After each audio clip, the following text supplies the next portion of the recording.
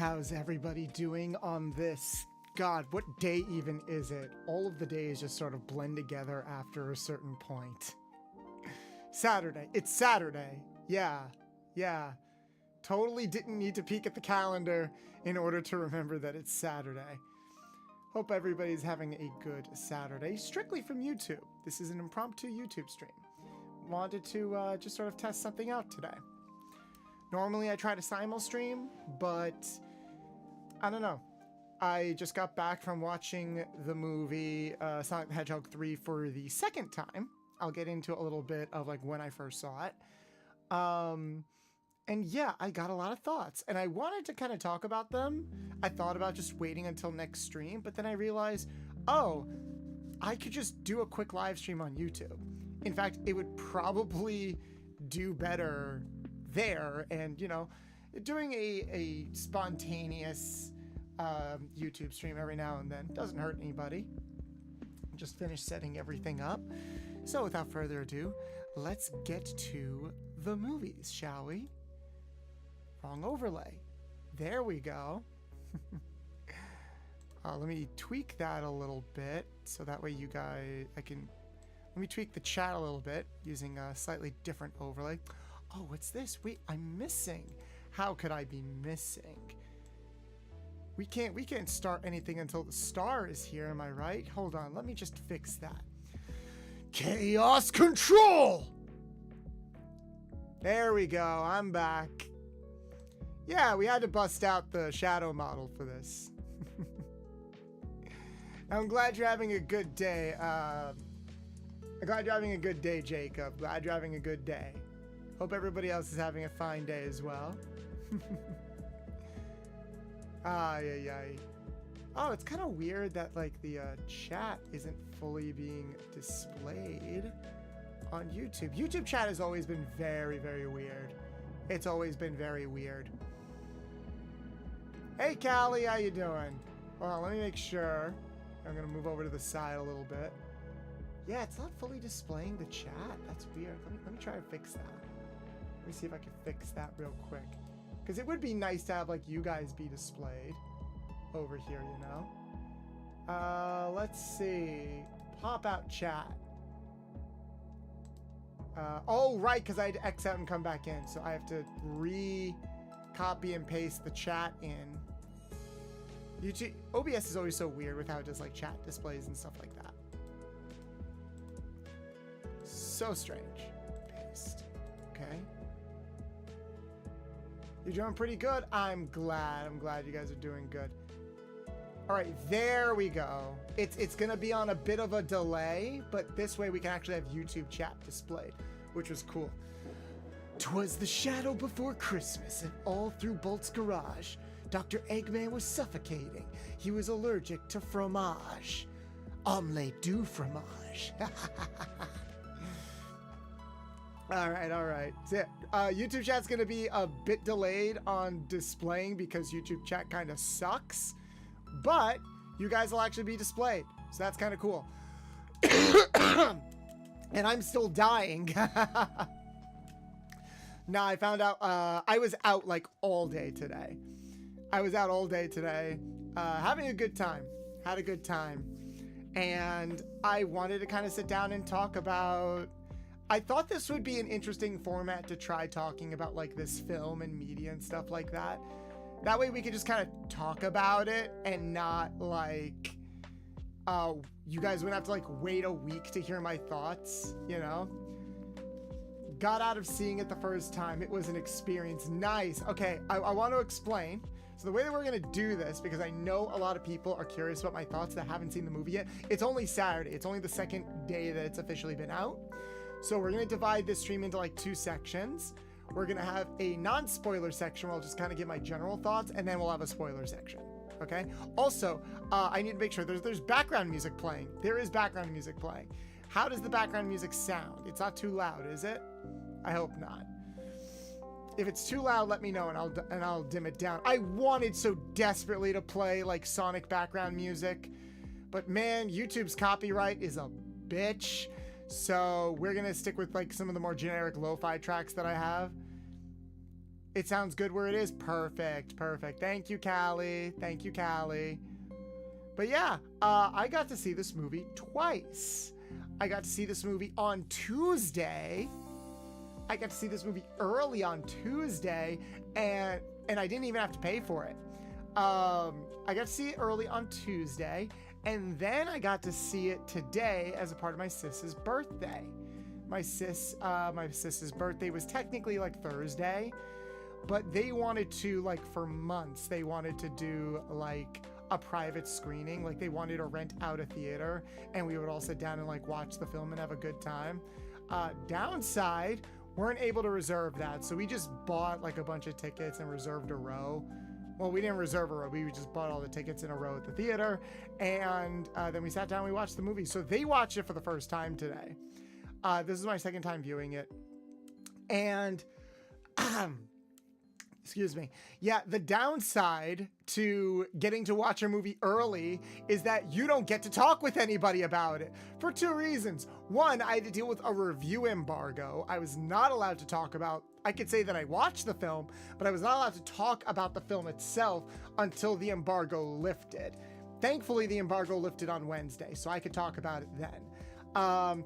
The second downside is I want to talk about the film with friends and go over spoilers, because there's a lot of great spoilers in this movie, but can't do that because no one has had a chance to see the movie yet.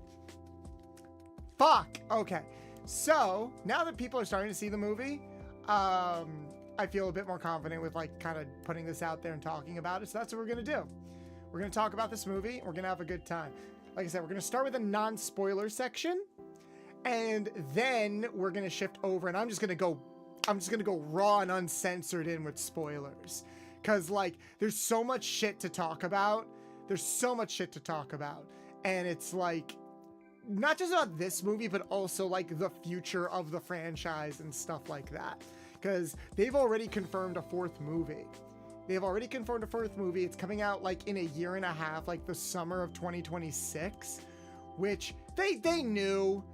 They announced that like 2 days ago before the film officially came out. They knew this film was going to perform well, and it is. I think it's set to earn like double what Mufasa is earning this weekend. It's probably gonna have the strongest opening weekend. It's probably gonna be the strongest film this weekend.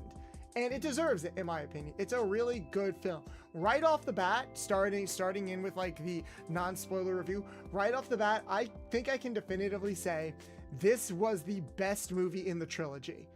Like, this was hands down the best movie in the trilogy.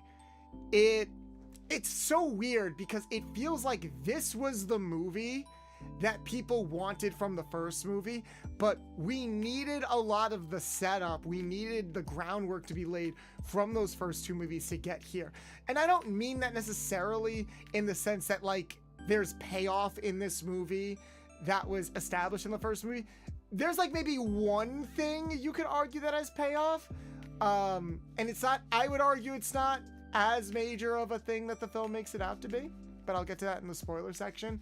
But no, we needed the other two movies because the first movie was like an experiment to see if like we could actually get a Sonic movie to work. And we did. It wasn't what everybody wanted, but at worst, it wasn't what people wanted.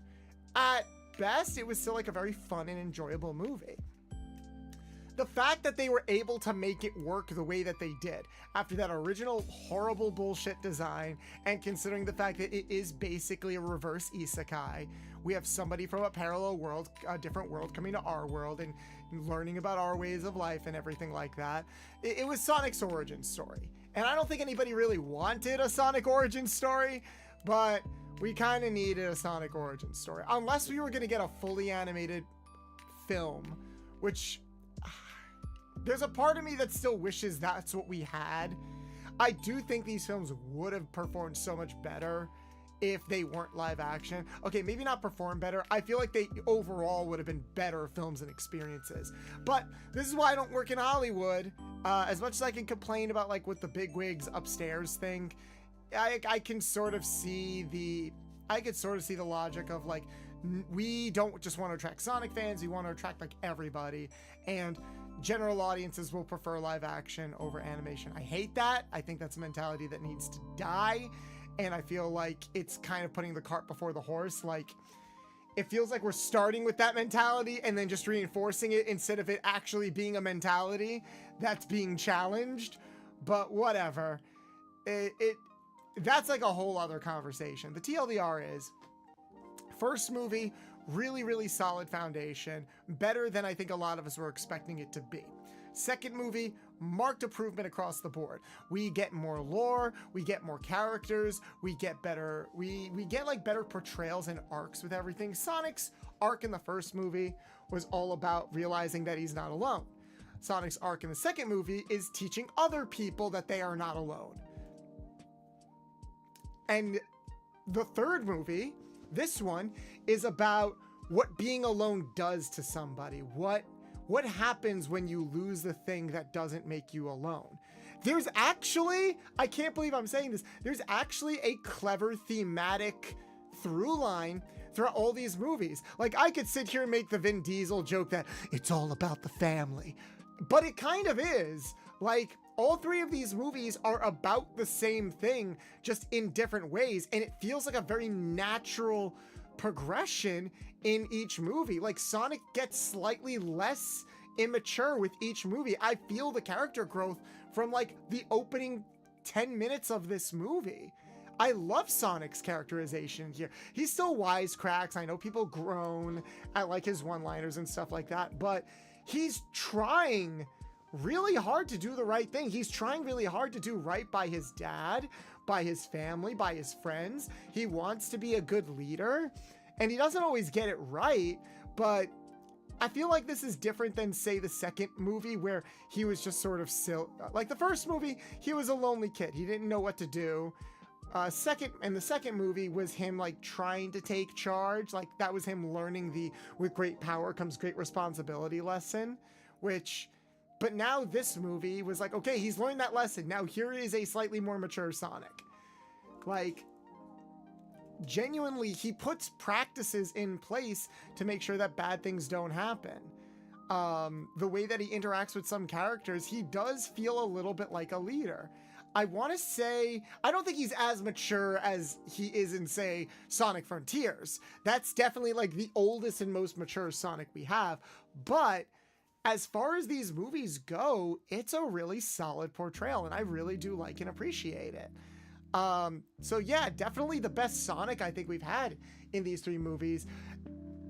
And also arguably the best, like, honestly, everyone's characterization was really good in here. Tails, I feel like, had a lot more to do in this movie. Knuckles was like, I know that Knuckles was kind of a scene stealer in the second movie. I feel like he gets the funniest lines in this movie. I think, and I don't mean he's like the Donatello of the group where he's just kind of a dumbass that like makes jokes. They keep his characterization consistent with the second movie and with that weird ass miniseries. But his characterization is more, and he's even got a little bit of that arrogance to him. Like, the rivalry he has with Sonic is still kind of there, where they butt heads, especially since Sonic is kind of the leader and Knuckles' pride kind of goes against that. But you feel the connection these three have. I don't think they explicitly say it. They don't really hammer it home. It's said like once at the beginning of the movie, when Cyclops, I know he has a name, I'm just gonna call him Cyclops, Sonic's dad, basically, he says like, oh, you know, that's just how brothers are. And I'm like, yeah, they feel like brothers, which I feel like is something that we don't hammer home that much in the games now that I think about it. Like, Knuckles is a bit older than Sonic and Tails is younger than Sonic, so Sonic is kind of the middle child, but he's like the middle child with the responsibility of the older brother, and he's got like the rivalry, he's got like a cute rivalry with Knuckles, and Tails does look up to them while also trying to keep the peace with everything. It's really, really good characterization. I love there's like almost everybody's characterization is amazing here. I even like the way that the human characters are handled. The Donut Lord and his wife, kind of some of the best implementation that they've had with them in this film. There's slight spoilers. Don't worry. There's no like 20-minute section of the movie that just focuses on the human characters. There are humans in this movie, but I feel like they are better wovenly integrated into the film alongside Sonic, Tails, Knuckle, and Shadow. I want to say everyone gets pretty equal and even screen time, and everyone kind of contributes something. I actually like that there's not really a B plot, but it's more like something that gets brought up. I'm gonna open the wiki so I can remember everybody's names. Sonic 3 movie. Wikipedia. Yep. What's their name?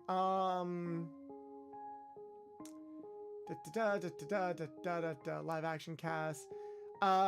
Tom and Maddie, Sonic's parents. I liked it when they were on screen. Like, I never disliked them, but you could definitely tell that the film, it was kind of the Transformers problem, where it's like, no, we need to focus on the human characters for a significant amount of time, so that way, like, the audience won't get bored.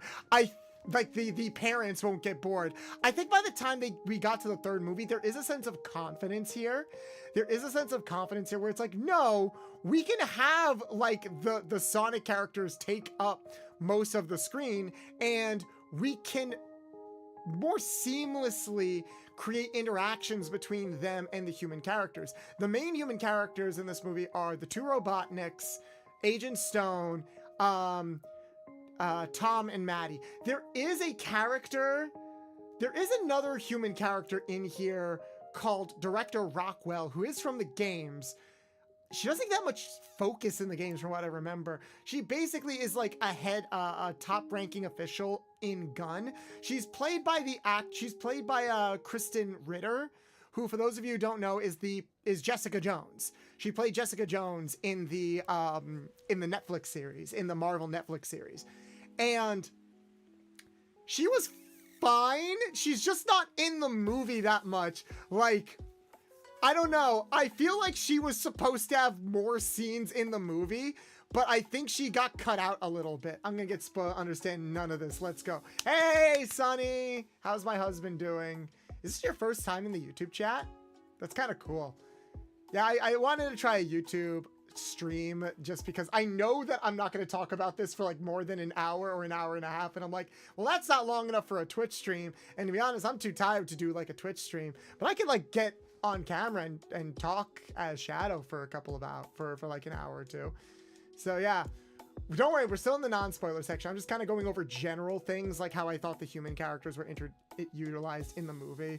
But yeah, I liked Tom and Maddie's dynamic with Sonic. Like, you could tell that Sonic really does look up to Tom, like right at the beginning of the movie. He kind of has this sense of like, yeah, no, you guys taught me to do right by everything and to do the right thing, and that's what I'm going to do. Whereas with Tom and Maddie, you could tell that they've completely gotten used to, when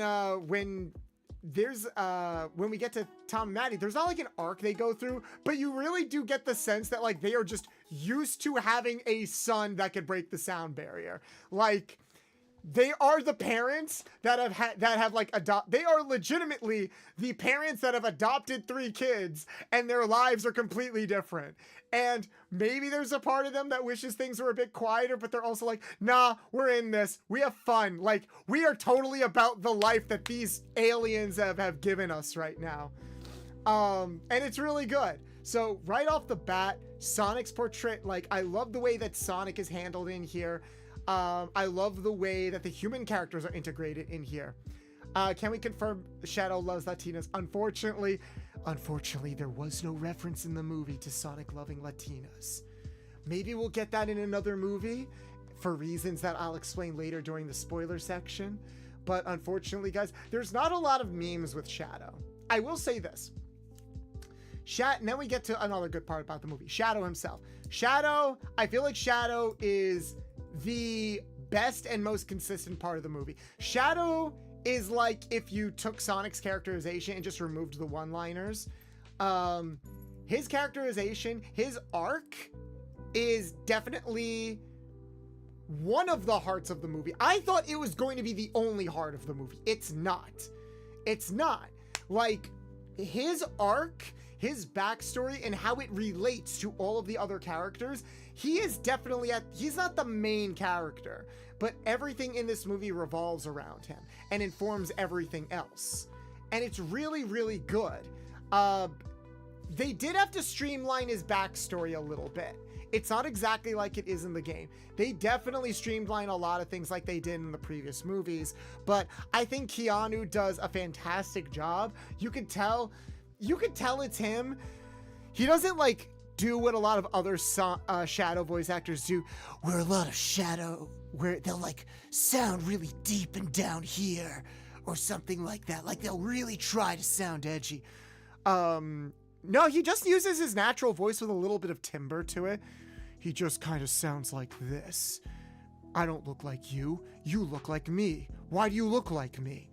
You can tell it's him, but it works. It definitely works for the character. And he really does. He got a lot more lines in this movie than I thought he was going to have. I don't know why there was a part of my brain that was like, yeah, I feel like we're gonna keep Shadow stoic and silent for a good chunk of this movie. No, like he talks in every scene that he's in, and he has some really, really good conversations with some of the other characters. But just because they streamlined his backstory doesn't mean that his arc is any different from what you probably expect his arc to be. It's still Sonic Adventure 2.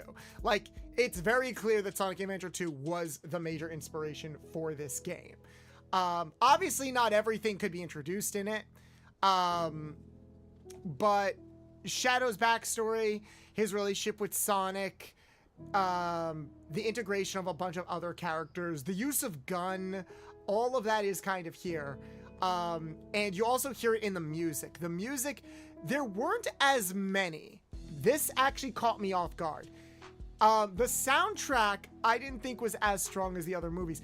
It didn't feel like there were as many musical references in this film.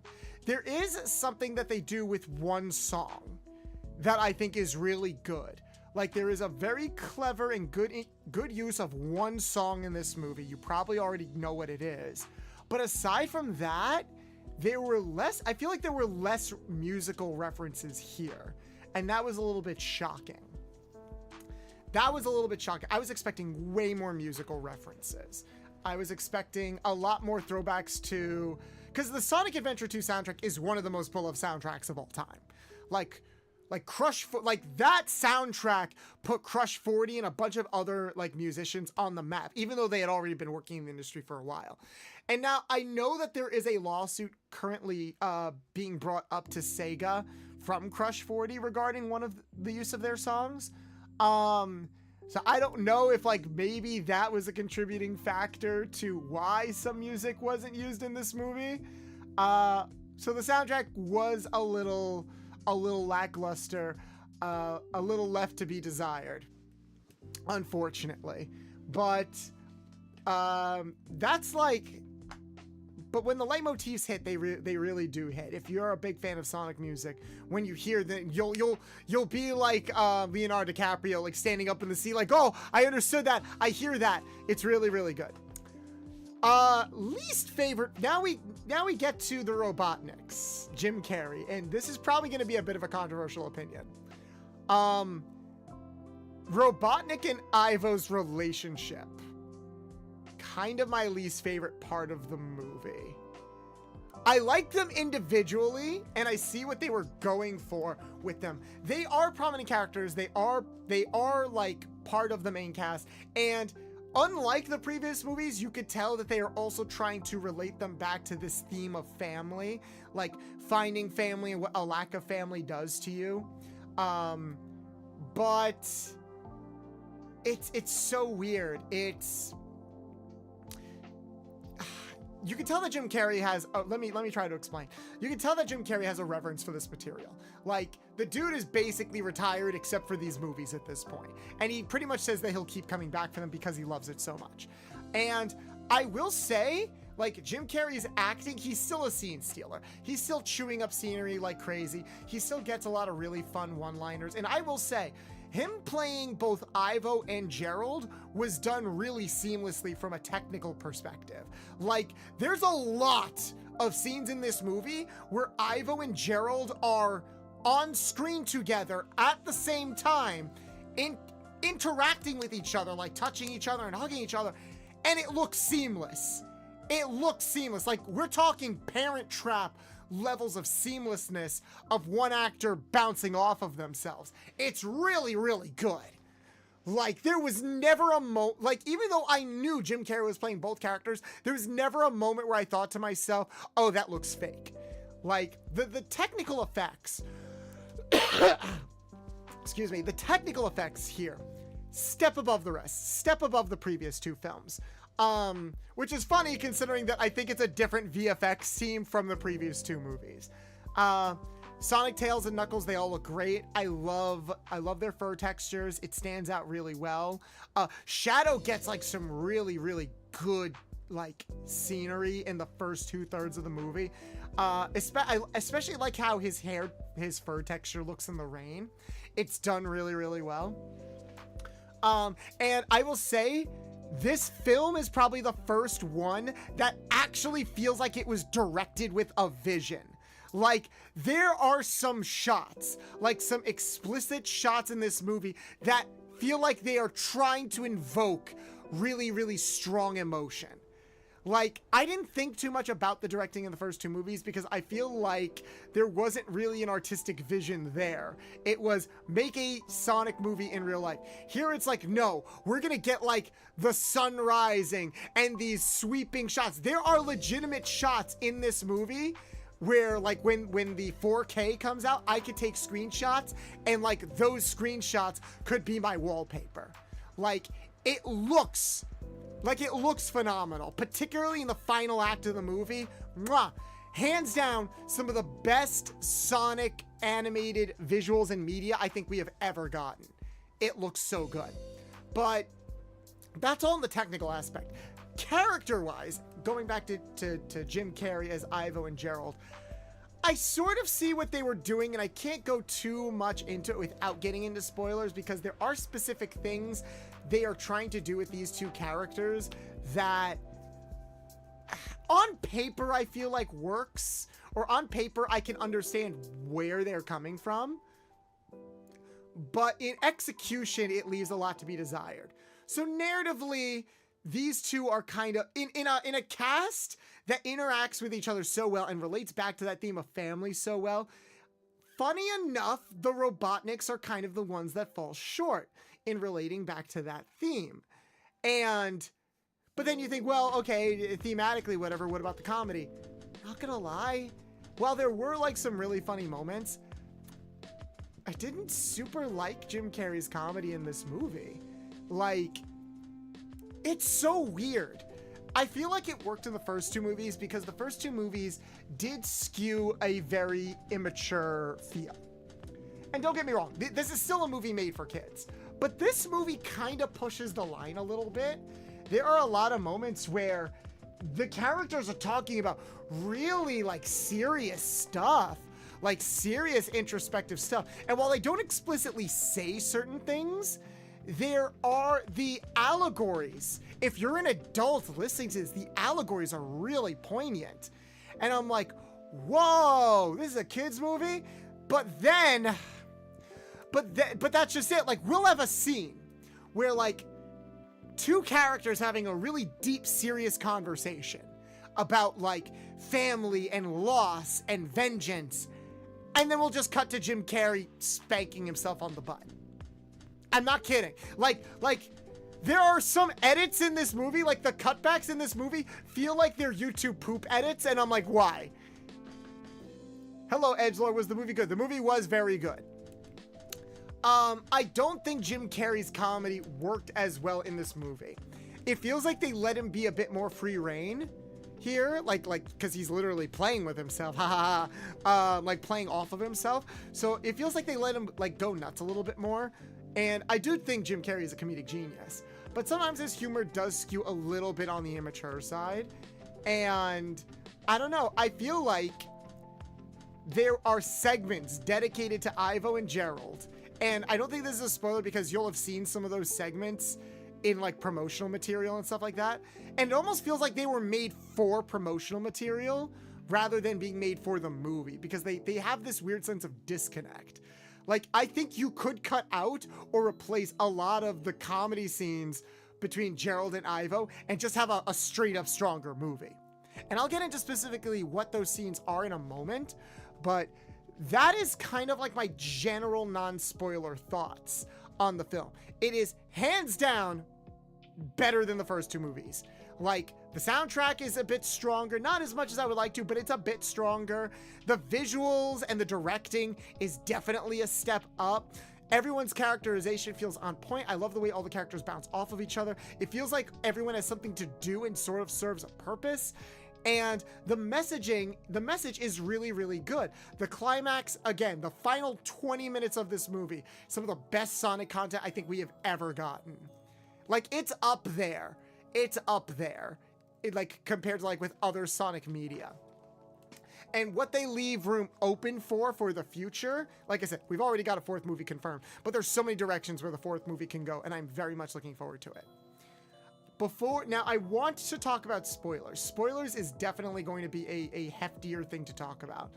It's so dang peak. I wonder what would have happened if the movie would be only 2 hours. If the movie would only be I was surprised that like the movie was only 2 hours. Oh, that actually does remind me. There is another thing I want to talk about. The pacing of the movie is a little bit weird. The pacing of the movie is a little bit weird. The first 10 minutes of this movie go by so quickly. So quickly. Like, there is not a moment to breathe in those first 10 minutes. And I was scared. I was like, oh my God, is this going to be the pacing for the whole movie? This is kind of bad. But then after like the first action scene, the pacing does get a lot more even and a lot more general. And it feels a lot more appropriate. After that, I feel like, okay, this is good for like a 2-hour movie. I don't think you would have needed to add more time. I think that there are just scenes that could have been replaced. Like, you could have still kept that 2-hour runtime and it would have been a stronger film. But again, I can't get into the specifics of those things without spoilers. So I'm going to take off the spoiler warning in a minute. But first off, I want to ask chat, are there any questions that you have about the movie? Are there any questions that you have about, like, just general questions? No spoiler questions. We'll get to that later. But because I know some of you will probably go once I get into spoilers. So I want to know if there's are there any questions in chat you want me to answer? Is there anything that you're curious about? Before I move on, I'll give you guys like 2 minutes to lay down some questions before we move on to the next thing. Do not be afraid to ask, because I love talking with you guys. Oh shit, oh my God, I posted the promotion for this stream on my not safe for work Blue Sky. I gotta fix that. That's so embarrassing. I mean, if anybody from my not safe for work Blue Sky comes over here, that's fun. But I just find that very funny. That like I clicked on the wrong account. God damn it. That's funny. That's very funny. But yeah, while I'm doing this, I am curious about some questions. Do you actually cheer for that scene in the movie theaters, or is it just a meme? That scene. Oh, it is that scene. It is a meme. It is a meme. And I feel like for the most part, it is a meme. There were definitely some people that were treating it seriously. In the theaters that I went to, nobody did that. But that's also because the scene isn't exactly in this movie. It's different. It's still handled the same way. But the reason why people meme on it is because the scene in the original game is played super straight and seriously. So people kind of meme on it in an ironic way, like, oh my God, that's so serious. It's almost kind of funny. Here, because it's changed and considering its placement in the movie, which I actually think was pretty well done. No, there wasn't a moment where people were like, oh my God, yay, that scene happened. I don't have that much, but I wonder if this movie would be, I don't know, like a little more mature if it'd be longer.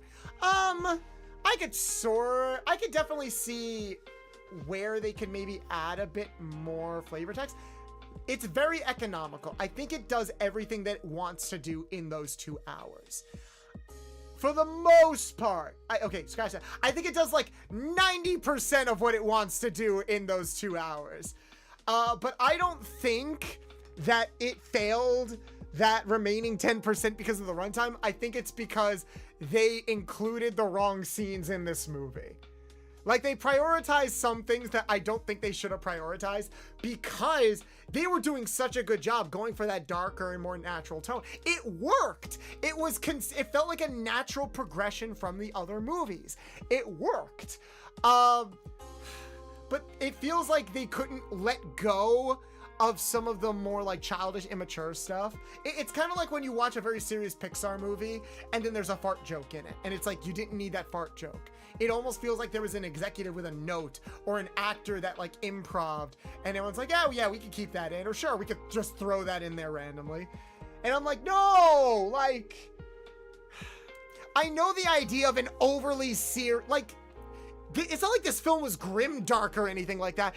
It just had more serious subject matter, and it treated that subject matter with respect. So it's like, I don't want a completely grimdark Sonic movie. I don't even want a completely grimdark Shadow movie, which I'll get to that in a second.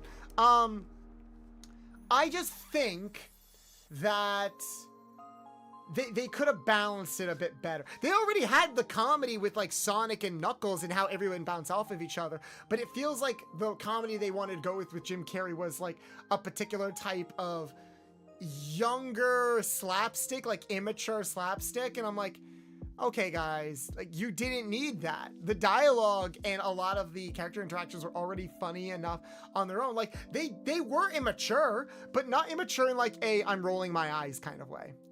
I mean, it did have way more matter to, I would have loved a lot more Shadow though. Yeah, there's always going to be like oh, I wish I had a little bit more, but I don't feel, I want more because what was done was so good. Not I want more because it feels like they were missing scenes or they just didn't give this character enough. I think they gave most people the due respect that they deserved.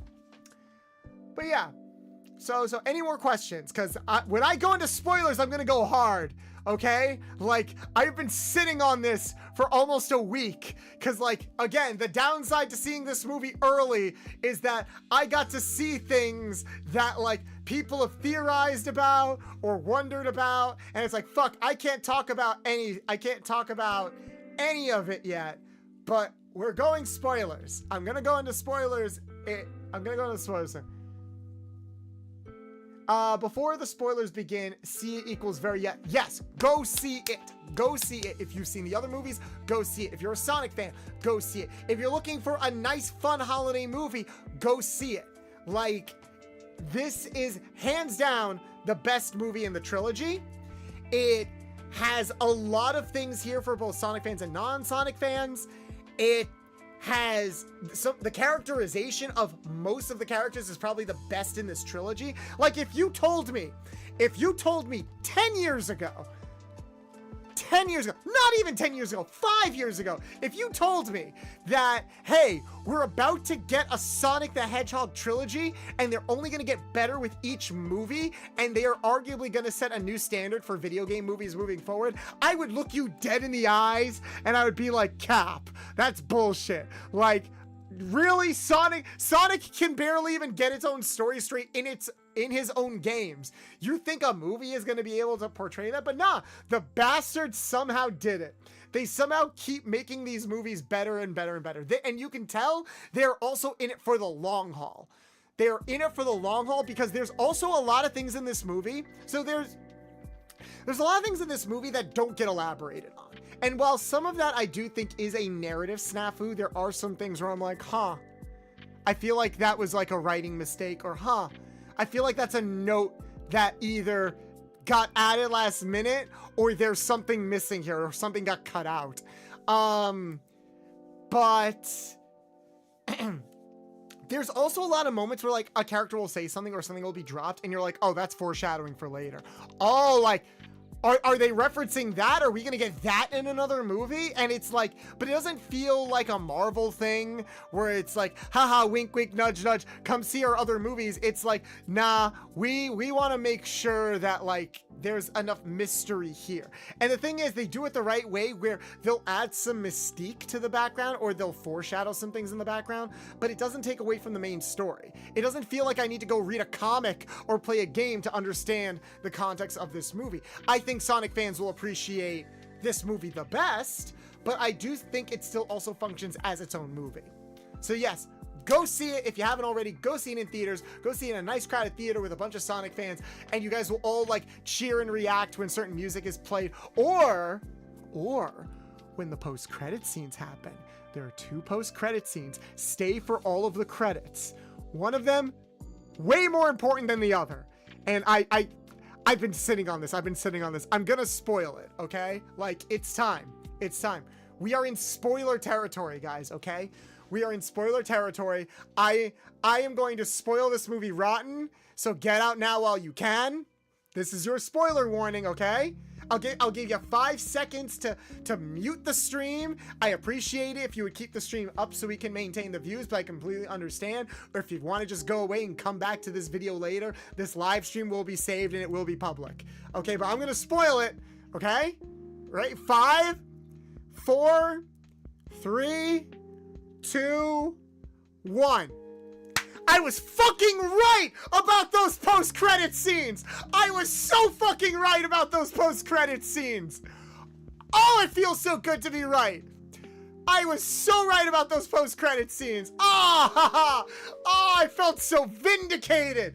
Now, I know I'm starting at the end. But I gotta talk about this. I gotta talk about this post-credit scene. Because, oh my god, it made me so freaking happy. I feel so freaking happy. So happy. Oh my god. I was right, okay? There are 2 post-credit scenes. One of them, the last one, the one after all of the credits, is Shadow is alive and he's going to appear in the next movie. The climax of this movie is I was right. The climax of this movie is very similar to the end of Sonic Adventure 2, where Shadow is implied to be dead after, like, helping Sonic take care of the big evil thing in the sky. But one of the post-credit scenes is we get a shot of a crater, implying like this is where Shadow landed, and he comes over and like we see him in frame and then cut. It was basically like an Avengers cutscene where it's like Shadow will return in the next movie. But that's not the post-credit scene I want to talk about. I want to talk about freaking Amy and Metal Sonic. Yes, we're getting Amy and Metal Sonic in the next movie. Oh, it's so good. Okay.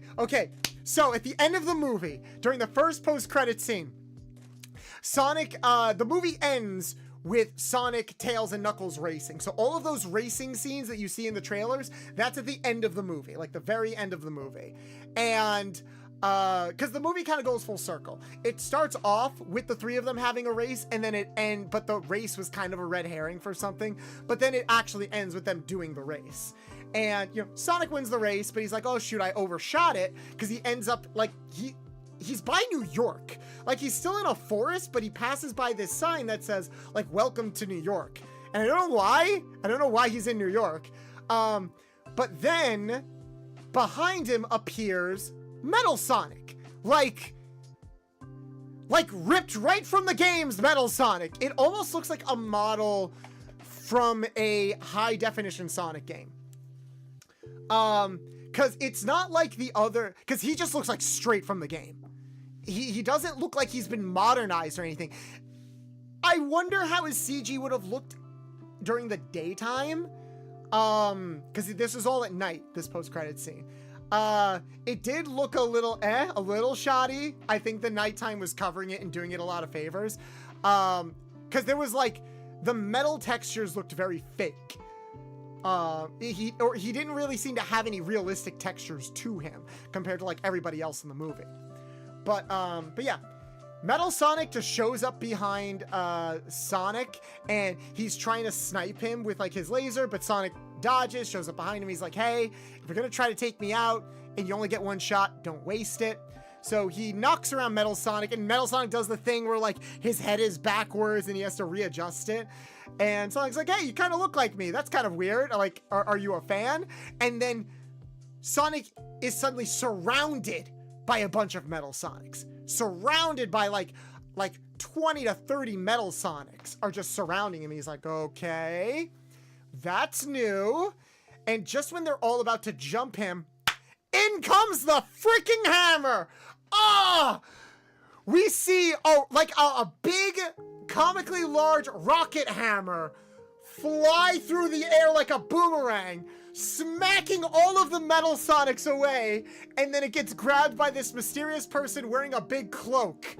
And then she comes down with the hammer, lifts off the cloak, and it's Amy!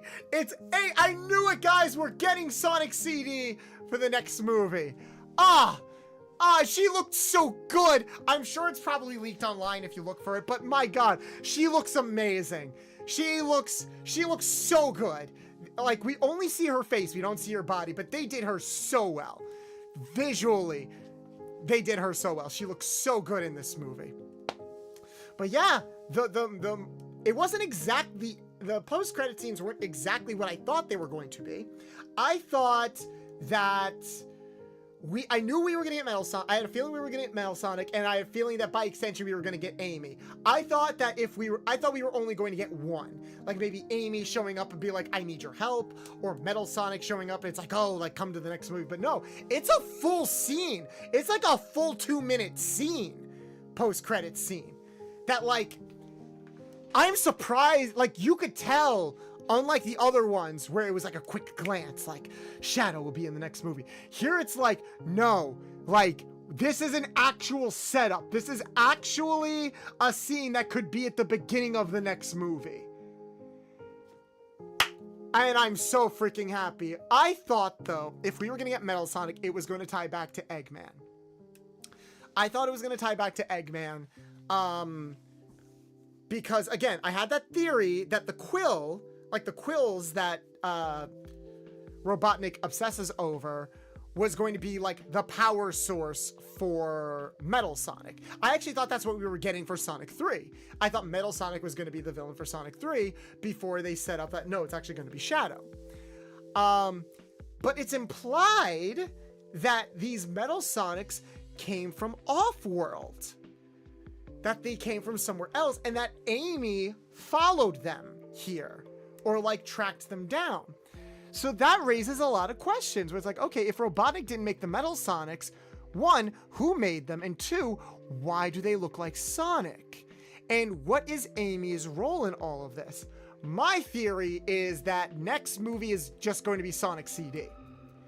I think next movie is going to be Sonic CD. I think that these robots are from Little Planet, which is like the main level in Sonic CD and the Sonic the Hedgehog OVA. In CD, Amy gets introduced, but also in the OVA, we do get a princess that is in charge of Little Planet. My theory is that they are going to combine those, and that Amy is going to be the princess of Little Planet. So they're basically going to like merge Amy with like her more well-known counterpart, but also like some of the other female characters in the franchise, like the princess from the Sonic OVA. Not Princess Elise. I would sooner eat wood chips if they decide to go with a Sonic 06 storyline. I don't see them doing that. I don't want them to do that. Save that for movie 5 or something. Save that for the movie where you introduce Silver or something. Princess Sally. I think that Amy is basically going to be Princess Sally in these movies. And you know what? I'm down with that. You could still ship her with Sonic. Don't make her an annoying pain in the ass. Like, I feel like there are going to be some people that give pushback, where it's like, why isn't Amy a love-struck ditz in these movies? Well, guys, that's not funny and doesn't contribute to anything like lore or plot-wise, you know? And I think you can have your cake and eat it too. I think this staff has shown that they have a solid idea of what they can streamline, what they can keep, and what they can cut. Because there is a lot of streamlining that goes on in here.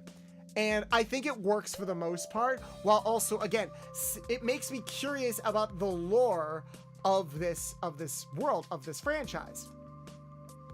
For example, Shadow's backstory is different. Shadow was not made by Gerald in this movie. Shadow was an alien. Like, it's implied that he came to Earth the same way that everybody else did. Project Shadow was less about creating Shadow and more about Gunn just found him and they were performing experiments on him to try to understand chaos energy. It's implied that chaos energy is sort of what fuels a lot of their like weapons and stuff like that. But aside from that, the backstory is more or less similar to what happened in Sonic Adventure. Like, there's a girl that comes by the lab. Her name is Maria. It's not implied that she's dying or anything like that. Like, she has like her illness. She's just a girl that lived with Gerald. Like, she was basically Gerald's favorite. So while Gerald was staying at the lab performing these experiments on Shadow, she stayed at the lab and she met with Gerald and she met Shadow and they just became friends. Like, I like how the flashbacks are handled because remember, the flashbacks were handled 50 years ago. That's still here. And they definitely made the lab and the aesthetic of the flashbacks feel very much like, oh yeah, this is supposed to be like the 1930s. Or this is supposed to be like the early to mid 90s. I'd honestly rate the movie a 9 out of 10. I would say maybe 8.5 personally, but it is a high recommendation. So you still get the Sonic and you still get the Maria and Shadow dynamic. Shadow feels like everyone is afraid of him because he just has all of this power and he's like this weird alien creature and he's like, I don't know what to do. Am I dangerous? Like, why are people afraid of me? And Maria kind of grounds him a little bit by explaining that, like, you know, you are who you choose to be. You're not what other people perceive you to be. It was very nice. And yeah, she dies. She dies because it's implied that Gunn was going to turn Shadow into a weapon. And Gerald, of all people, was like, we got to get out of here. They're going to, like, do something to Shadow. And while the three of them are trying to escape, one of the Gunn soldiers accidentally hits, like, a container holding all of this energy that caused an explosion. And that explosion is what kills Maria. Maria doesn't get shot by accident. She's just caught in the literal crossfire. And then after that incident happened, Gerald went to jail. They did not kill Gerald. Like, that's just Gerald. I'm sitting here, when I saw the trailers and they were first introducing Gerald, I'm like, why the fuck is he here? The dude's got to be over 100 years old because he was old 50 years ago. And now he's like 50 years older. And I'm like, are they going to explain that? Is he a robot or something? Like, what is it? And this is what I mean when I say that there are some moments in this movie where they just kind of like hand wave things. Gerald has a line in the movie where he says he's like 107 years old or something like that. And again, it just sort of hand waves the fact that he's that old. He's like, oh, you know, I'm pretty spry for like a 107-year-old. And I'm like, oh, so you're just that old, but you look exactly the same as you did in some of those flashbacks. So like, and that's what I mean, where it's like there are some moments in here where it feels like they really could have just expanded on something a bit more, but they chose not to because instead they wanted to prioritize other things. I just don't like what they always prioritized. But yeah, Gerald was thrown in jail and incarcerated for like 50 years while Shadow was put in stasis. And the way that Shadow escaped was Gunn pretty much forced Gerald to make them a satellite weapon, which is the weapon that you see in the trailers. And it's sort of a callback to the Death Egg laser in the Sonic games. It's probably the closest we're going to get to it. He pretty much made the Death laser for Gunn. And they're like, okay, in exchange for making this weapon, we will give you your freedom. As soon as they let him out, he hacked Shadow out. And he explains to Shadow, it's like, they killed Maria, they incarcerated me for 50 years, they took everything from us, let's take everything from them. I know how to get my super weapon back. And when we do, I still have my super weapon available. I know how to get the super weapon, and when we do, we can just destroy everything. Now, at first, the film is like, oh, like, if we have that weapon, this is how he baits Robotnik. Because the setup of the movie is basically Gerald, he kind of like, what's the word I'm looking for? Frames Robotnik a little bit so that Robotnik will find him, and then he's like, hey, we're family. Let's work together to take down, like, the people that disrespected you and the people who fucked me up. And he explains it like, oh, if we have that laser in the sky, then nobody can stop us.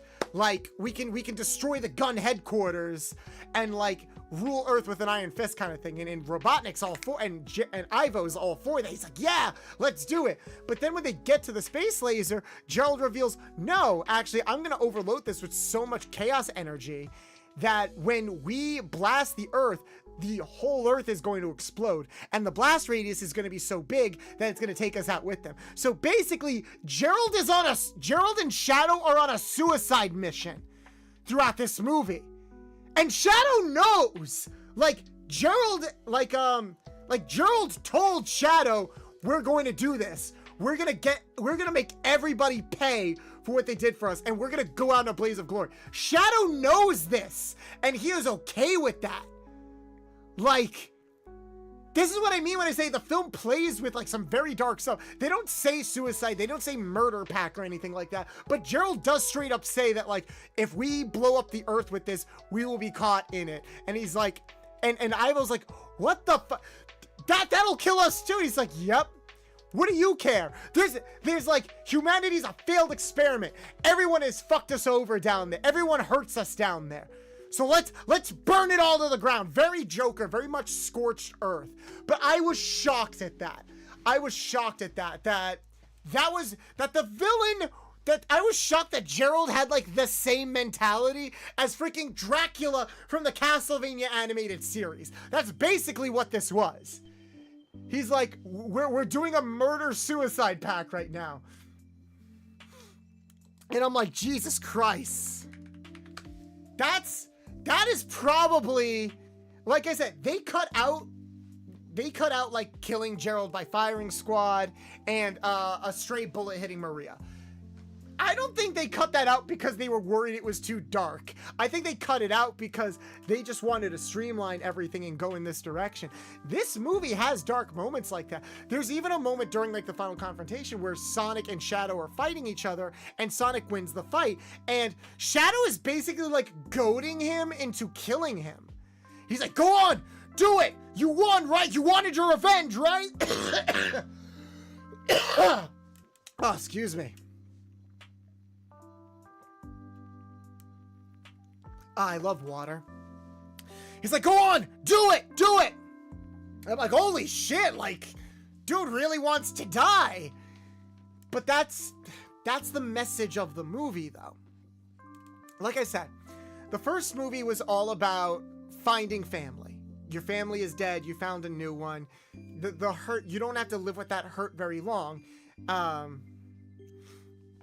So for thought, is it possible that Gerald is an illusion? Gerald is not an illusion. Gerald just exists. Like, there is no, like, he's there. People physically interact with him. People see him, comment on him. He's not like a figment of Robotnik's imagination or of Ivo's imagination or anything. He just exists. I don't think that I don't think he's an illusion or anything like that. But yeah, the message of the movie and all the three of these movies is about pain, loss, and family. First movie, Sonic loses his mom, tries to cope with it on his own. It becomes hard. He finds a new family. Sonic 2, Sonic, he's at the height of his life. He's like, cool, I've got a family, blah, blah, blah. But he also realizes, wait, I can't just do whatever I want because I have responsibilities. I have responsibilities to my family and to the friends and people that I meet. And then he comes across Tails and Knuckles, who also are lonely people, who also don't have families. And so Sonic ends up becoming the family to them, like how, like what Tom and Maddie were to him. So it's Sonic taking what he learned from the first movie and applying it to the people in the second movie. And then we get here, the third movie, where it's about the dangers of losing your family. Like, they're pretty explicit about it. Like, it's not subtle. They repeat the message of the movie a few times. And again, kids movie. But yeah, the message is very much like, if Sonic didn't find Tom and Maddie, he could have been just as angry and evil as Shadow.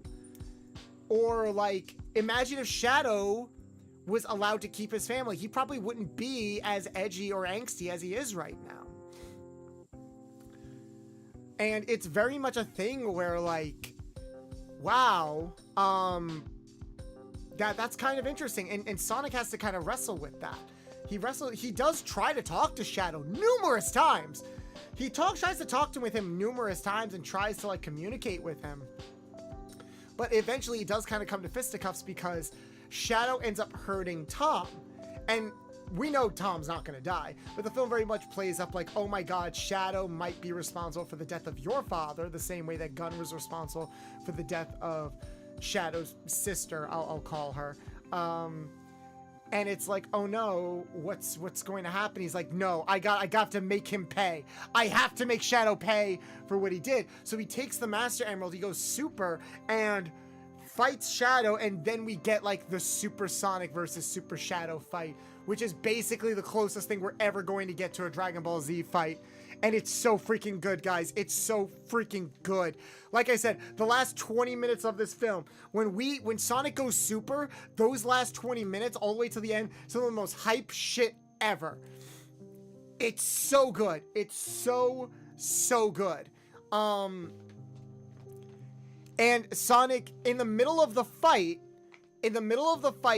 Shadow knocks the Master Emerald, knocks the Chaos Emeralds out of Sonic. And Shadow runs over to grab them, and Sonic and Shadow both grab them at the same time, and they both get infused with the Chaos energy. And so we basically get a big super fight between the two, and it's really, really good. It is absolute peak.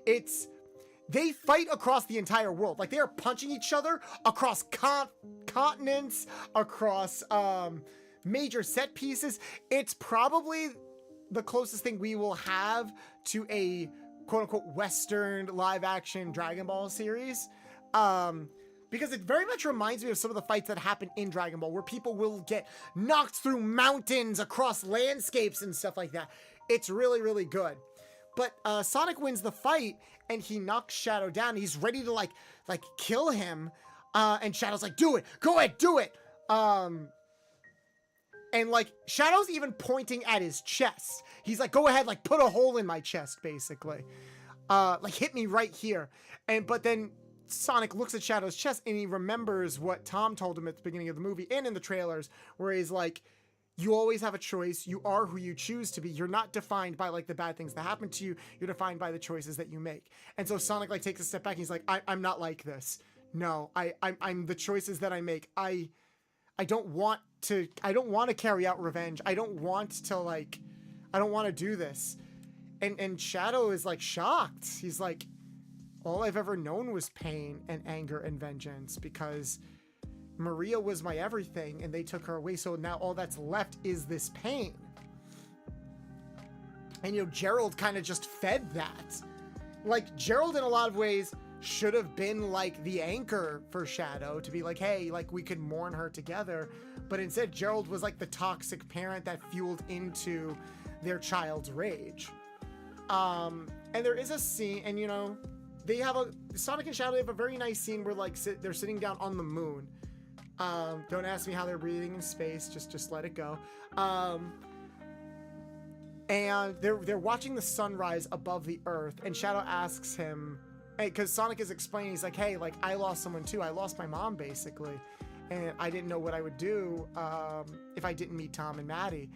And Shadow's like, does the pain ever go away? He's like, no, the pain will always be there, but there's also something else there that's stronger, and that is like the memory that they left with me, the love that I had for them. Like, that will never go away.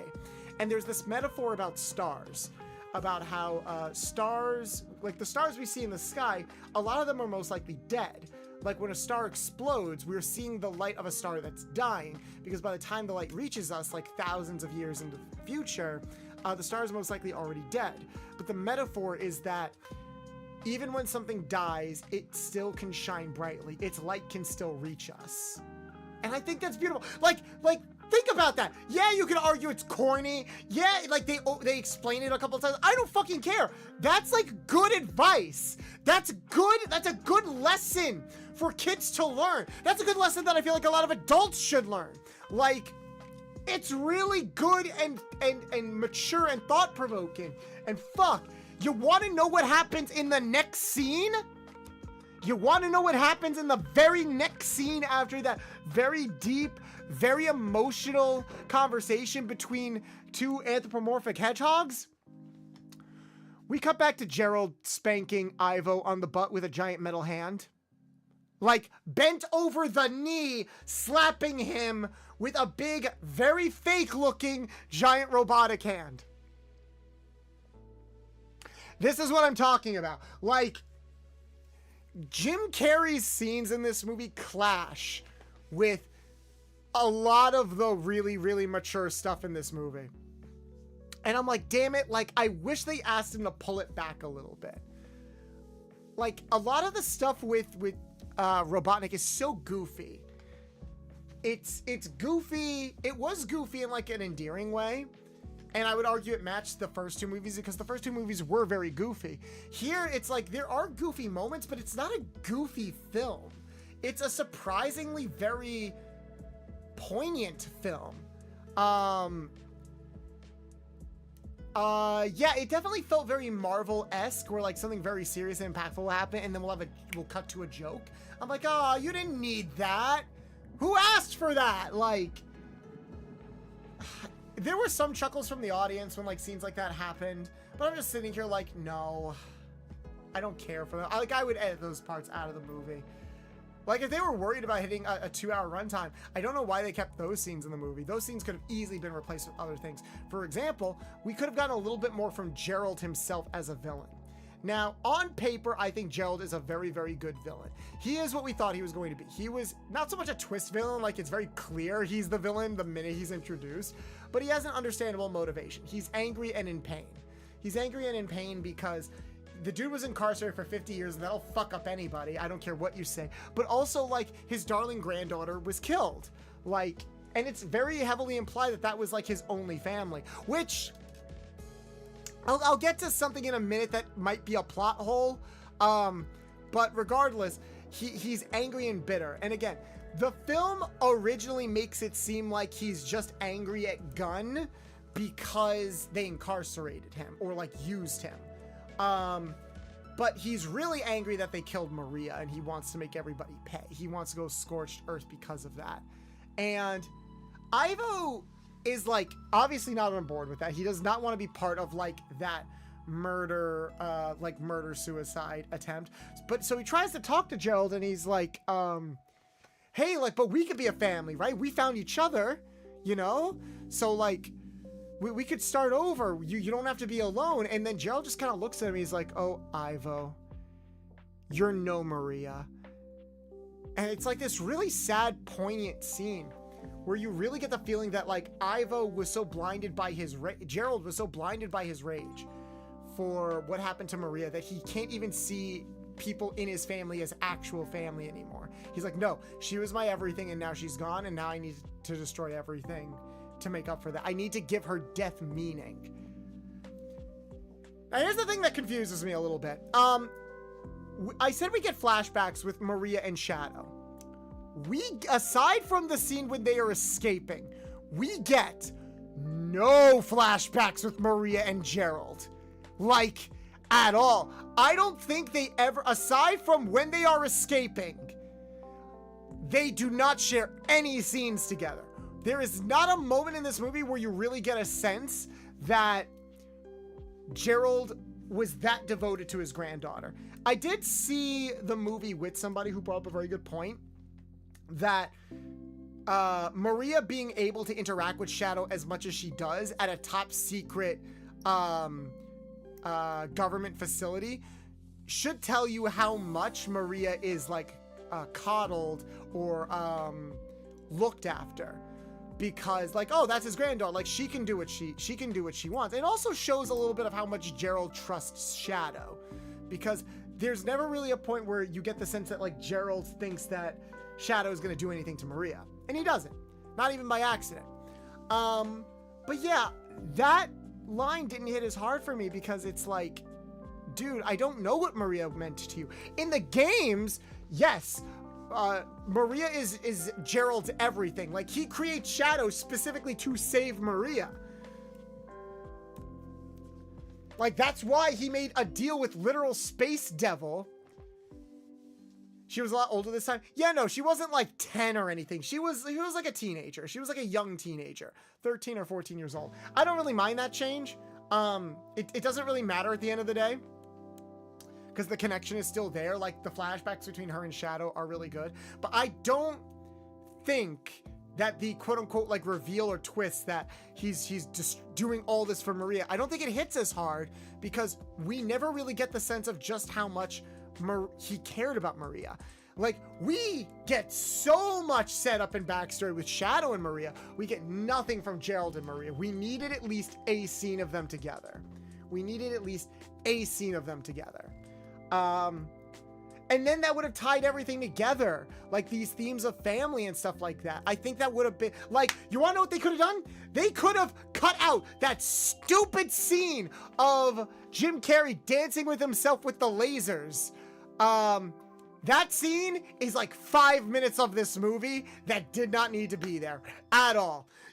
And like, the movie almost pokes fun at how useless that scene was, because the context is they're trying to break into the gun facility to gain access to the super weapon, and they have to go through like a hallway of lasers. Ivo prepares suits that reflect the lasers off of them. So they're like, oh, we can just walk through the hallway and the lasers aren't going to hurt us. But Gerald is like, do we have enough time for a dance number? And then they do a dance number. Just a random dance number. It's like, oh, am I watching a Sony movie? Am I watching Hotel Transylvania, where they'll randomly do like dance numbers for like licensed music for product placement? Is that what I'm watching right now? I hated that. Cut that scene out. Replace it with like a flashback of Gerald and Maria, or like any scene that sets up that Gerald is doing all this for Maria, and that twist hits so much harder. What was my favorite part? My favorite part was the part that I explained before, the conversation between Shadow and Sonic on the moon. The moment between Shadow and Sonic on the moon, where they're talking about like loss and bringing back the star metaphor for full circle. Hands down, I almost cried at that scene. Like that scene where it's like, the light still shines even when it's gone. That was probably my favorite movie. Followed up by my next favorite point, which is where Sonic and Shadow work together to take on the like giant death laser, and then Live and Learn starts finally playing in the background. I mentioned that the music in this movie isn't that great. And I don't think they use as many leitmotifs to other Sonic media as they should have. Again, I don't know if the current legal battle has anything to do with that. But Live and Learn, I love what they do with Live and Learn. So Live and Learn is, the leitmotif for Live and Learn is woven into Shadow's theme in this movie. Like, the minute Shadow shows up, you hear dun dun dun dun dun dun dun. And that is the leitmotif for Live and Learn, hanging on the edge of tomorrow. Live and learn. So dun dun dun dun dun dun dun. So you hear that right at the beginning of the movie, and then you hear that leitmotif come up occasionally. It's also the song that Maria plays Shadow in the flashbacks. There's a lot of flashbacks of Maria like holding a guitar, and she's like strumming the guitar, and she's like dun dun dun dun dun dun dun dun dun dun dun dun. So like so that leitmotif is played numerous times throughout the movie, and that's why it works as a payoff at the end when Sonic and Shadow work together, and then they actually just straight up play Live and Learn, hanging on the edge of tomorrow. Live and learn. It's so good. Like, that was good. They might not have been able to use a lot of music, but they definitely tried to make the best use of what they had. And that's what I mean when I'm like, it feels like actual thought and care went into the actual craftsmanship of this movie. Like, there's setup and payoff, not just in the narrative, but also in the production and with the symbolism and the way that scenes are framed and shot. Oh, it's all so good. There's a time for Eggman to dance. Like, if you want to have the scene, fine. I think it should have been cut in half. It went way too long. That's just it. There's a lot of scenes with Ivo and Gerald that just went a little bit too long. Like, when Gerald and Ivo fight each other with, like, nano machines at the end of the movie, I'm like, this isn't funny. Can like, we wrap this up a little bit? Or there's, like, a montage that happens at the beginning of the movie because Gerald is, like, trying to be the best granddad ever to Ivo, who... It's implied that Ivo didn't grow up with a family, and I'll get to that in a second. But like, there's a whole like montage scene that happens with them where they like do a bunch of things together. It's all done in VR, and you've probably seen the promotion footage for it, like all the Christmas footage of Ivo and Gerald. That's from that whatchamacallit it. That is from that montage, and it's funny, but again, it goes on a little bit too long. The thing about Ivo is, I know why the scenes are there. The scenes are there for Ivo to feel a connection with Gerald, so that way Ivo will feel the most hurt when Gerald, like, reveals his true plans. There's an arc with Ivo where it's implied he grew up without a family. It's implied he grew up without a family, that, like, no one really respected or understood him, and that's why he became, like, an evil, bitter mad scientist, because no one was really there for him. And now he finally found some family in his life. He's like, oh, maybe I can actually be happy. And then that family tries to kill him. So it's like, it's kind of still playing with that idea of like the dark side of family, how family can be a great influence on you, but it can also be like a terrible influence on you. And it worked really well. And the message and the thing that Ivo learns at the end is that he did have a family. His family was Agent Stone. Agent Stone was someone who was always there for him. Agent Stone was somebody who was like always his friend and always working with him.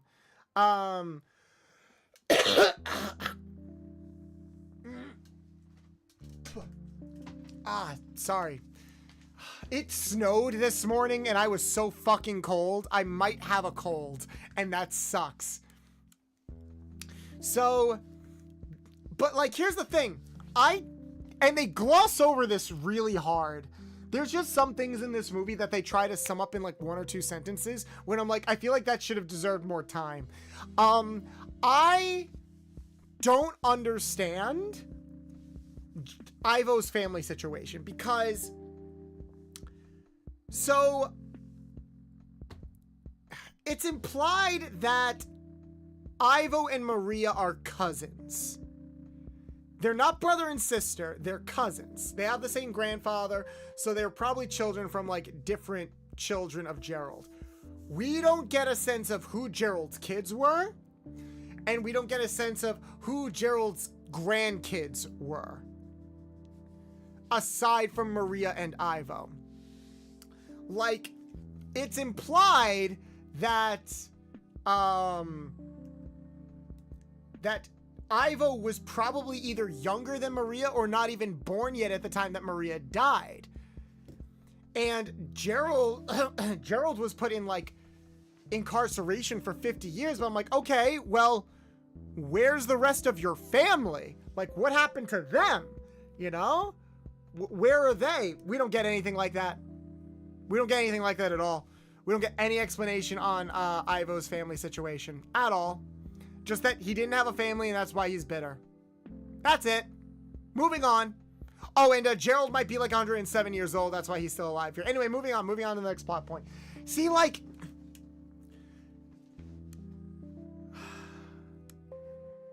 it's just so weird.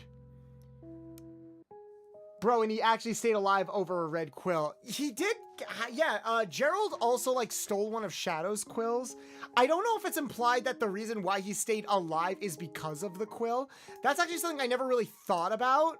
maybe like the chaos energy that Shadow puts out is what kept him alive, because he doesn't look really that different. Hey Danny, how you doing? We are, for those that are joining us, I am talking about Sonic the Hedgehog 3, which I saw twice. We're in spoiler territory. So if you do not want to get spoiled to this film, I completely understand. Go elsewhere, check out the VOD later. I would love to hear your thoughts, and I would love for you guys to maybe comment what you thought in the movie down below if you're watching the VOD of this later. Again, like kind of doing a quick impromptu stream, and it's honestly kind of fun. So that's what, oh, excuse me. That's what I mean when I say like Ivo and Gerald are kind of the weakest parts of this movie, because they contribute to scenes that I don't think should be in this movie or should be trimmed down, and therefore that I think should have translated to more screen time for the good stuff in the movie. Sonic and Shadow stuff, mwah, perfect, no notes. I even understand like Sonic kind of having a bit of a heel turn at the end, because the whole idea is that they're building up just how much his family means to him, and then when his family is put in danger, he's like, no, I'll do it myself. He has like a dark Superman moment basically, but I get it, especially when you consider that Sonic's like what, 14?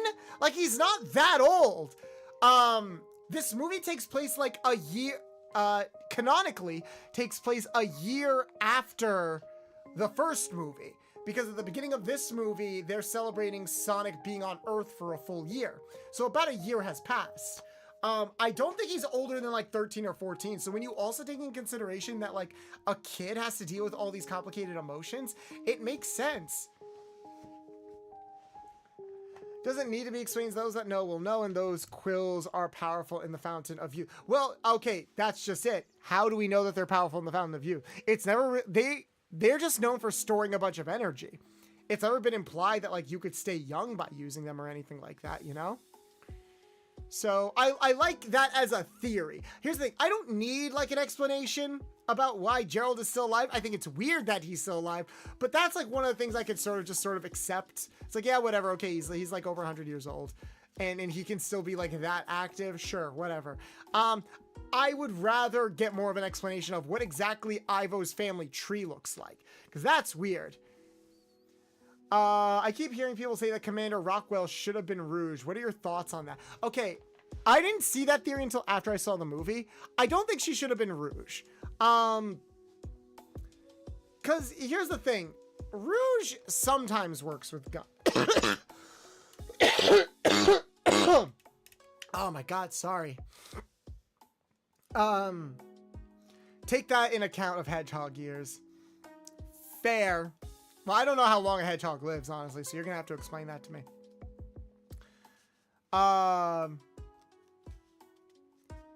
Holy crap, people are seriously what over this movie. I just saw that the clip that Paramount released has 2.4 million views. Yeah, no, like this movie is set to make like I think $35 million at the box office this weekend. It's going to come out strong. I wouldn't be surprised if this movie makes close to $1 billion. I don't think Rockwell should have been Rouge. I think she should have been given more to do in this movie. Like, she's probably the one human character who's like not necessarily out of place, but it feels like they were setting up for her to do more stuff, but then she just doesn't, you know? Like, the Olive Garden guy dies at the beginning of this movie. Like the gun commander dies at the beginning of this movie, the Olive Garden guy. He dies at the end of the first action scene that happens in this movie. And this is when I said like the first 10 to 15 minutes of this film go by so quickly that like by the time we got to his death, like after his death, the pacing evens out a bit more. But once we got to his death, the pacing was so fast that it didn't register to me that he had died. Like it just didn't. Like it just happened so quickly, you know? So I don't think that she should have been, I don't think Rockwell should have been Rouge. I think the actress is fine. I think it's implied that she's going to be in charge, that she is or is going to be in charge of Gun.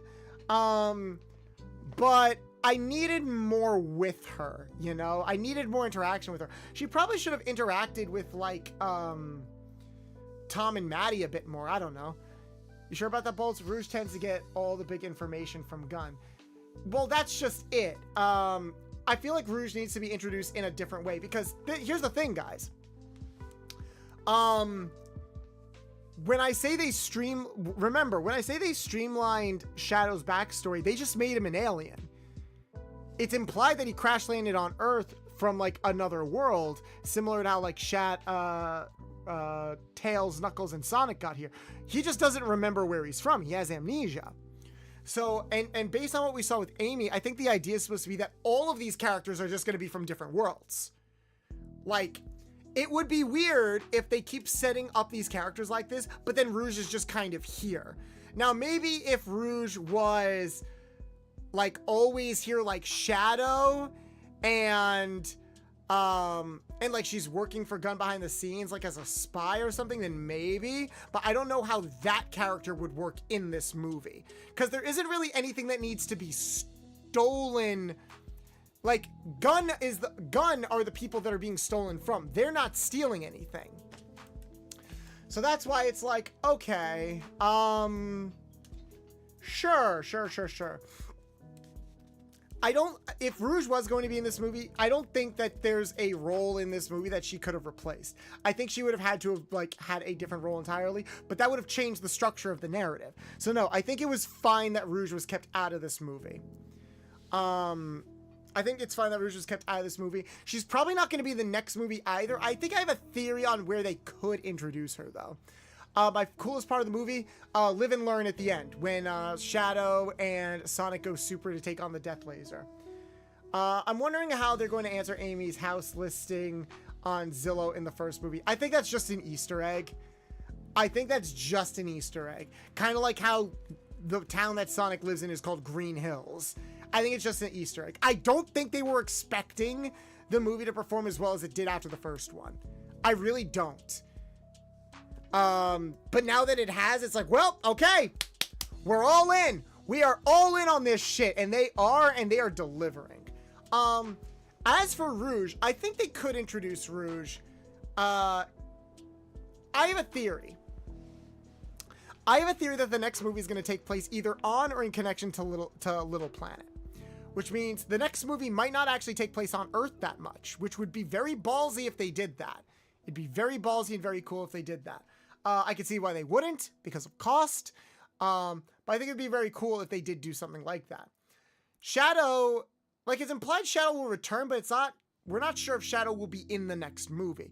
And before some of you are like, oh, of course he's going to be in the next movie. He might not. He might have a separate storyline, which is why a part of me wants, and I think it would be really cool if they did this.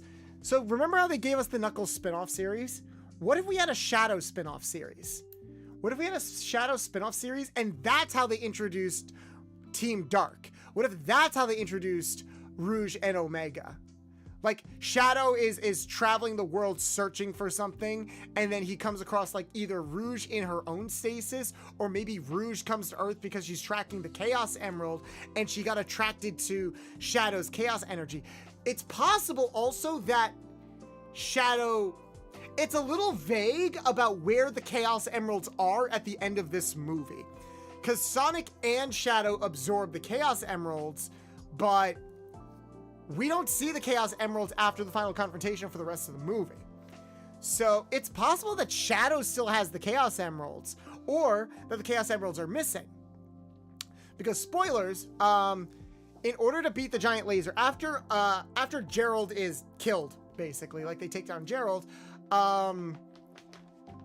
Tails, Knuckles, and Gerald are like, okay, we can't stop the laser, but we can like point it away from the Earth. So they do that, but the reactor is still overloaded, so it's going to explode. And if it explodes that close to Earth, then the radiation from all the chaos energy is still gonna like fuck over the Earth. So Shadow in super form takes off his like inhibitor rings. He takes off his inhibitor rings and he's like, I'm gonna push this thing out of the way. And I'm gonna push it as far away from Earth as possible so that way when it explodes, it won't damage the Earth. And they do it. Gerald was still in the laser when it exploded. So they did another fake out death scene for Eggman, and that kind of annoys me. Like, Why do two fake out deaths? My theory is that Gerald is that Eggman is still alive, but I think the explosion might have like blasted him to another world. Like, for all I know, he could be on little planet right now. Because remember, the explosion was done with chaos energy, and chaos energy can be unpredictable. So, and then Shadow crash lands on Earth, similar to what he did at the end of Sonic Adventure 2. So I don't know if like the Chaos Emeralds are, I know they're not destroyed, but I don't know if they've scattered like the Dragon Balls. I don't know if they teleported away like with Eggman, or if Shadow still has them. But if they do a spin-off series focusing on Shadow similar to the Knuckles show, okay, maybe not similar to the Knuckles show, I mean like a good spin-off series focusing on Shadow, maybe they could introduce Rouge and Omega from that, and that's how we get Team Dark. I think that could be really cool. It would probably cost them a pretty penny to do, but I think it would be worth it. And yeah, jury's still out on who they would get to voice Rouge if she ever gets introduced, because I still like our conversation from last stream about a Latina actress playing her, because Rouge is based on like a South American bat. I think that's really, really cool. I think that's really, really cool. Although, chat, I am curious, who do you think is going to play Amy? Amy did not say anything in the movie, so I don't know who it was. But who do you think is going to play Amy in the live action movie in 2026? I think they're probably going to get another celebrity. I don't think they're going to try to get back her voice actress. Personally, my favorite voice for Amy was Lisa Ortiz, who was her 4Kids actress. Gerald will be at peace, sadly. I don't think he's dead. Jim Carrey is too much of a big name to like not keep in these movies, and it would be such a waste if they killed him if they're planning on making this such a big long-running franchise. I don't think he's dead. I really, really don't. But yeah, who do you guys think could play Amy? Me and my friends were joking about like Zendaya or someone like that. I was thinking either Kristen Schaal, Kimiko Glenn, or Allison Brie for Amy. Ooh, I can see Kristen Schaal. Actually, I think I know who could play a good Amy, and I think this would work. I think this would be kind of cool because I like how the main cast is a mix of like A-list celebrities, character actors, and voice actors, like character TV actors and voice actors. So what if we got fuck, what was her name? Damn it, I had it. It was like on the tip of my brain, and then I had a brain fart, and now it's gone. Oh, what if they got a Broadway actress to play Amy? And the actress I was thinking of was from Hell of a Boss. We were just talking about her in my last stream.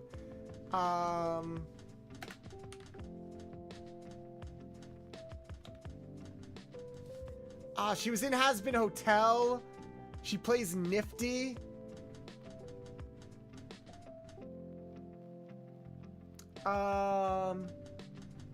Kimiko Glenn. What if they got Kimiko Glenn to play Amy? Cause Kimiko can like has great range. She can play like the really high-pitched voice that I think a lot of people kind of expect from Amy. I think she could put on a performance that's similar to a lot of the other performances that we've heard from her throughout the franchise, but she can also be like serious and dramatic, which is how I think they might play Amy a little bit in this upcoming movie. Think of like Princess Peach from the Mario movie, but like with more depth, and maybe allowed to be a bit more childish, you know? Oh, I could see Kimiko Glenn as like a really good Amy, actually. Now I kind of want that.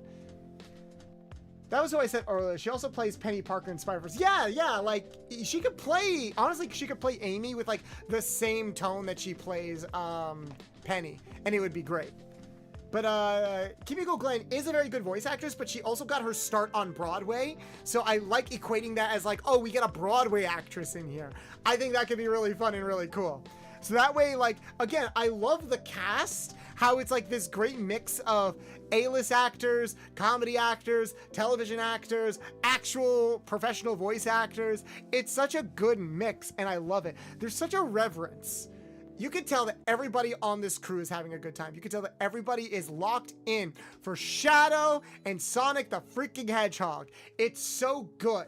It's so good, and it fills me with so much joy. I just get filled with so much joy because it's like good. I love watching material. I love watching material where you could tell that everybody who worked on it or who is working on it is having the time of their life. And yeah, sometimes people are worried about that because it can be a little self-indulgent, whatever. I don't really care about that because it's like, I would rather watch a train wreck that the people who worked on it enjoyed than something that felt like it was made for a paycheck. Nobody here is here for a paycheck. I can say that confidently. No one is here for a paycheck. Everyone is here because they are having a great time. Yes, they're earning a paycheck, but everyone's here because they're having a great time, and it's just a lot of fun. And I love it. I genuinely love it. That's a stretch, but can work. And stretch shadow bolts stretch till you're not sleepy. Thank you. Don't worry, I'll stretch. We might actually end the stream soon. So now that we're talking about spoilers, you guys can ask like any spoiler related questions. You guys have been asking questions like my favorite moment and stuff like that. And I feel like I've covered a majority of what I love about this film, but I would love to hear any like feedback. Actually doing like little live streams like this where we kind of talk about like movies or shows or stuff, these can be fun too. This can also be in like an interesting way of separating some of my content between Twitch and YouTube. What do you guys think? Thank you. Also, thank you so much for so many people that showed up. Like we have about as many people here as we usually do on stream, and it's really good. I know you guys are looking forward to the Shantae stream tomorrow. Do you guys miss my Shantae model? I hope you do. We're gonna have fun with that tomorrow. But yeah, I'm looking forward to it. Are you excited for Sonic 4? I'm very excited for Sonic 4. I'm very excited for Sonic 4. I think that Sonic 4 has the potential to be even better. Maybe not as hyped because it's kind of hard to get hyped for... It's kind of hard to get hyped for Amy coming off of Shadow, but I feel like if they treat this almost like a new trilogy, then I'm very high. I think we have a lot of great lore and groundwork that we can cover with this. And man, again, it's insane to me that this is probably one of the most successful video game adaptation franchises we have ever seen. Are you guys excited for Sonic 4? Are you guys excited for the implications? What are your theories about what's going to happen in Sonic 4? Like, what do you think is going to happen? I shared my theories. I think we're getting Little Big Planet. I think we're getting, I think Amy is going to be a princess. Who made Metal Sonic? I doubt Eggman did so quickly. If it was Eggman, then there is a theory that explosion at the end of the movie also sent Ivo probably like into the past. Like, think of into the past of another world, because, you know, we're working with like multi-dimension theory and stuff like that. So like, say he was sent to Little Planet like months ago, but he still has Sonic's quill at the end of the movie before like the station blows up. So our theory about him using that quill to make Metal Sonic could still happen. It could still happen. But like, yeah, that's a potential theory. If it is Eggman, then it would have to be that, because it's implied that not a lot of time passed between the explosion of the Death Egg and that post-credit scene. Maybe a few days, but that's about it. Otherwise, another theory is that Little Planet, there's something about the Hedgehog. I think Sonic and Shadow are from the same race. I think they're from a race of... I think the implication is supposed to be that Sonic is special because he's a hedgehog that can harness chaos energy. And I think that chaos energy is part of why he can run so fast. That's implied where all of Shadow's power comes from. By the way, the whole like why do you look like me thing, never explained. It's never explained at all. Like, they bring up, oh shoot, we look alike, and oh shoot, we both kind of like came to this planet as aliens, but like, we could get a reveal in the next movie that Shadow and Sonic are brothers, and there would be precedent for that. There would be precedent for that. It's very strange.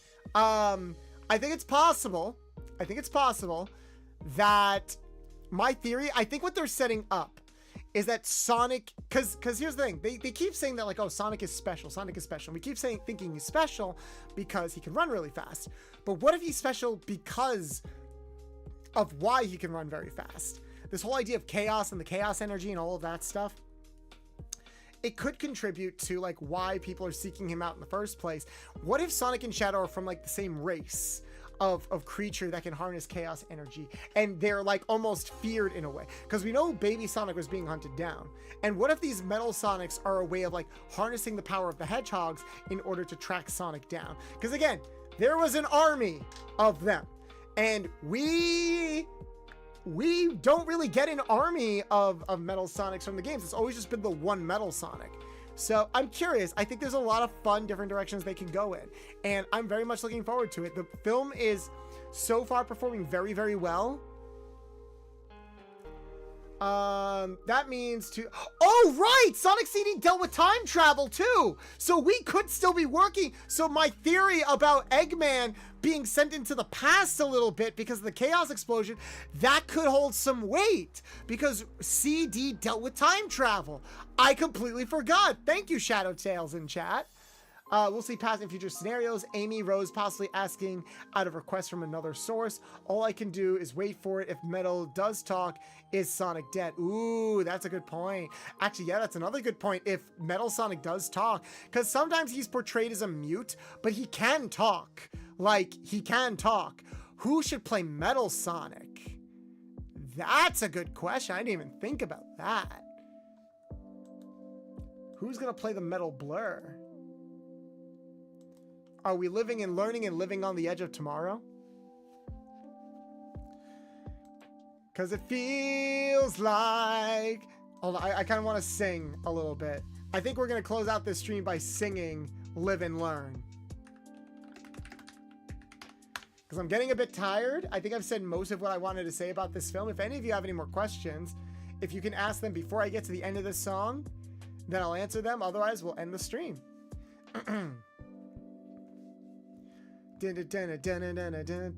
Can you feel life moving through your mind? Ooh, looks like it came back for more. Yeah, can you feel time slipping down your spine?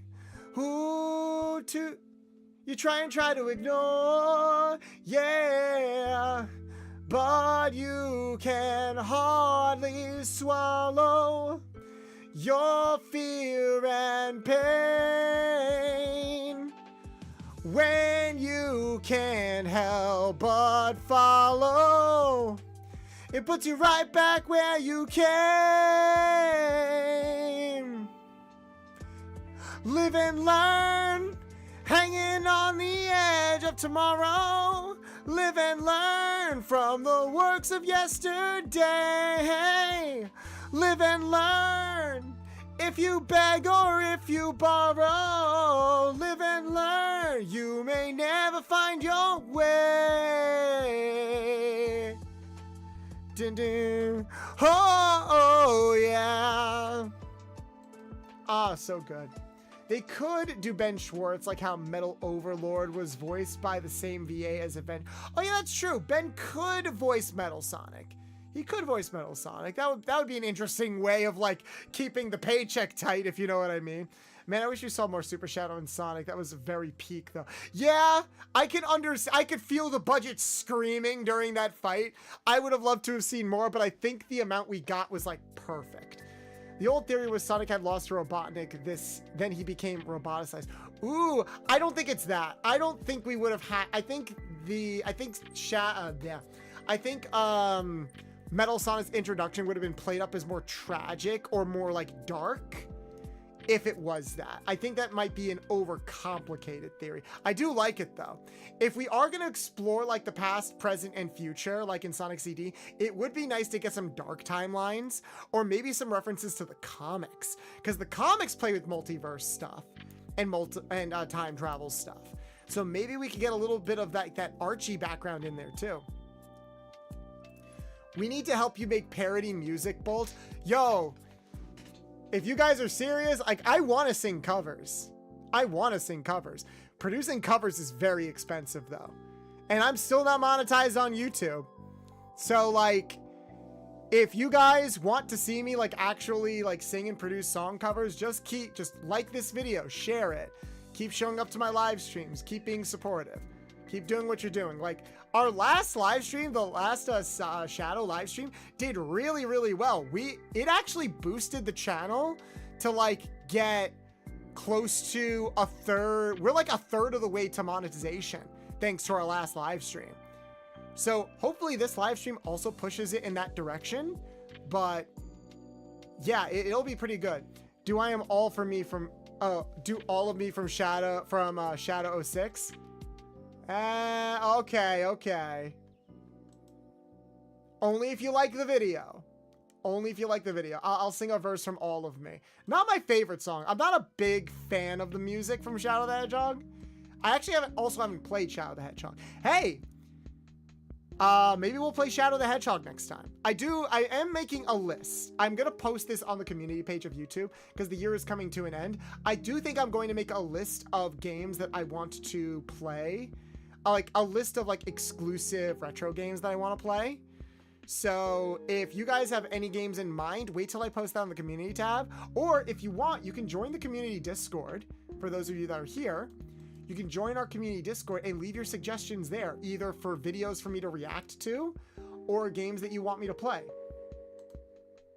I'll leave the link to the community Discord here. But please consider joining. Oh, hidden use copy button. That was weird. Hold on. Oh, wait, that's weird. Does this work? Why isn't the Twitch link working? That's so weird. Come on. Invite people. Copy button. Will this work? Nope, that didn't work. Hold on. Do you have the movie Shadow and Sonic figures? Because I might get them for Christmas. No, I didn't get any of like the exclusive figures. There wasn't a lot of exclusive stuff at the movie theaters I went to. Even the popcorn bucket like wasn't that great. Why can't I share my Discord? This is so weird. That's never happened before. Here, let me try to share it one more time. If I go to like Twitch, I should be able to share it there. Because it's like in the About section, my Discord. Okay, this should work. Yeah, if you guys want to join the community Discord, you can do so there. Make sure to leave an introduction. We've been having a problem with bots. But join there. We're going to try to do like some more community stuff. Oh, you guys wanted me to sing All of Me?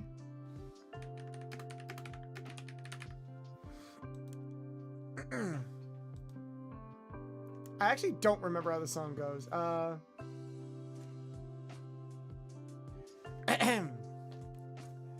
Can you see all of me walk into my mystery, step inside and hold me on for dear life?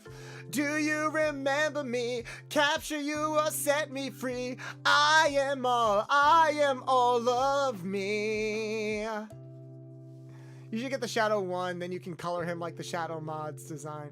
Well, for now, Shadow Bulls, we've proved a point. Video game movies are peak right now. Live action still struggling. Yeah. It really is interesting. I can't wait. I really hope Mufasa loses. But either way, I'm very, very happy. I see it on the feed Bulls. Oh, nice. But yeah, that has been my overview of Sonic 3. I hope you guys enjoyed the movie. For those of you that are checking out the VOD after this video goes live, leave a comment down below. I'd love to hear your thoughts on what you thought about the movie. You can include spoilers, and also what you think is going to happen in Sonic 4 or what you would like to see in Sonic 4. My lovely community, thank you guys so much for joining me. You guys are awesome. Tune in tomorrow, 2 p.m. EST, where we will be continuing our Shantae playthrough. Since you guys really, really liked me playing that game last time, and it's the Shantae model. I get it. You guys really like the Shantae model, right? You miss her? You miss her? Since you guys have been so good. Here you go. Wait for it. We are gonna have a lot of fun tomorrow. Okay? All right, guys. I'll see you later. Have a good night. Bye-bye.